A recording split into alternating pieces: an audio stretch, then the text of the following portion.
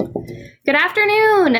Today we're going to be talking about fractions. And we're going to start off by just finding out what you guys know about fractions. Let's start with this.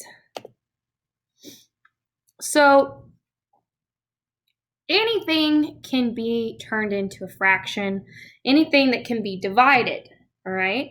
So, if you took an apple and you cut it in half, right? Cut that apple into two pieces, cut it in half where it's two even pieces. You would have one half and another half, and both of the halves together would equal one whole. So where have we seen fractions? Many of you have maybe baked with your parents or grandparents and you've seen a measuring cup, okay? Or these little measuring scoops for the measuring cups for liquid, and these scoops are for powder. And they measure maybe a half a cup. This one looks like maybe a half a cup of brown sugar, and this one looks like a half a cup of milk. Okay, so if you had a recipe that called for a half a cup of milk, you would need to know what a half looks like in a fractional form. So you could find it on the measuring cup. Or you can do the same thing with a half a cup of powdered or brown sugar, like we have here. You'd be able to find the one that has the one half. So not all things are divided into halves. Let's say you have this candy bar and it's divided into smaller pieces than two. It's divided into 1, 2, 3, 4, 5, 6 pieces. Okay? So let's say you worked for your mom and you did the dishes, or you worked for your grandma and you pulled the weeds out of the yard, right? She gave you $1 and you went to the store and you bought this candy bar. Well, let's say your grandma said, save me a couple pieces.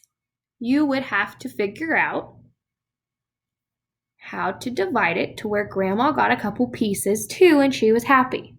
Because, you want her to give you another $1 next time that you pull her weeds for or whatever. So you would be able to count 1, 2 pieces for grandma, and that would leave me with 1, 2, 3, 4. 4 pieces. Well, if you were to write that down and try and figure it out, you would have 1, 2, 3, 4 out of 6. So you would have 4 sixths, or you would have a third of it. Or I'm sorry, not a third. You would have 1, 2, 3, 4, 4 sixths. Okay? So she would have 2 pieces, so she would have 2 sixths, 2 out of 6. Now, sometimes candy bars are divided into different pieces. I know we've all seen them, in small, little tiny pieces. Some candy bars have bigger pieces, but the entire piece in these 2 candy bars is the same. If you were to put this candy bar on a scale and this candy bar on a scale, they would equal the same amount. This one would be 1 ounce, let's say, and this one would also be 1 ounce. And if you ate this candy bar and your friend ate this candy bar, you guys would be the equally full, okay? One of you would not be more hungry than the other. Unless you're like me, who really likes lots of candy, especially chocolate. All right, so this chocolate bar is split into 2 pieces. This chocolate bar is split into 4 pieces. But remember, they're still the same size.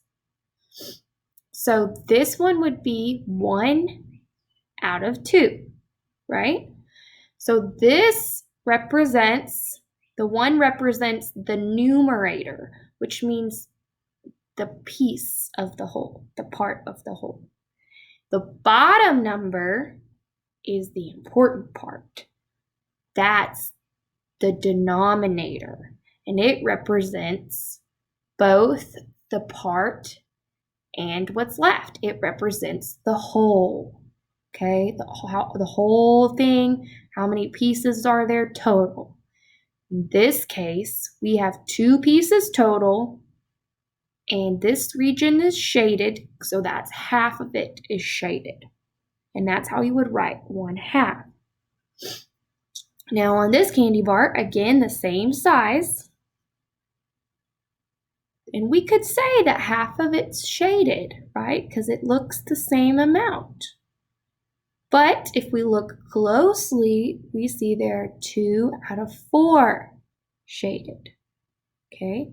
So 4 is the denominator. That's how many pieces there are total, the whole thing. One that goes on the bottom, the strong one that can hold the other 2 up. Because the one up above is the numerator, and that represents the pieces of the whole, okay? But these are the same amount, because if you put them together, they would look the same. Now down here, we have even smaller pieces. So if we wanted to share with lots of people, then this would be the best candy bar to get, because it's split into 8 pieces. And this one is split into 8 pieces as well. So if you got 4 out of 8 pieces, you would have 4/8 of the candy bar. And remember, the 8 represents the important part, the biggest part. He's at the bottom, so he can hold the other on top, because that is the denominator, okay? He's the strong one. And the numerator at the top represents the smaller pieces of the whole. Okay, so let's look at something else. Let's look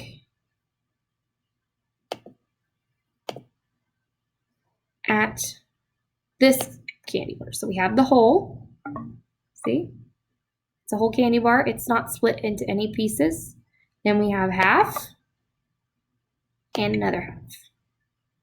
And they both are the same as that whole. Now then this candy bar again split into 4 pieces. So we have 1, 2, 3, 4 pieces, and they represent that one total bar. And then we have 8 pieces. 1, 2, 3, 4, 5, 6, 7, 8. 8 pieces that are still just as big. The whole thing is just as big as this candy bar up here.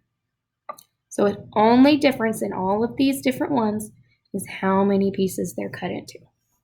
All right, so let's look at some of these. So let's say you got 5 out of 12 pieces. So 12 is the denominator, and it represents the whole. How many parts are in the whole? So there are 12 pieces total, and you're going to do 5. Let's do green. Okay, we got 1, 2, 3, 4, 5. That represents 5 12ths. Okay.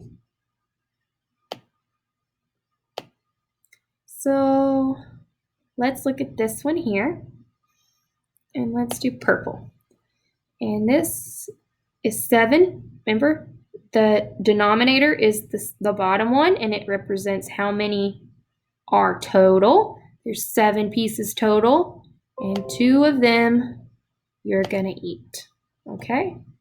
So then let's try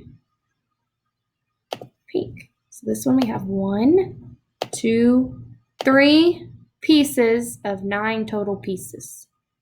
Now you guys are going to get the opportunity to do this yourself and see how you do. Thank you.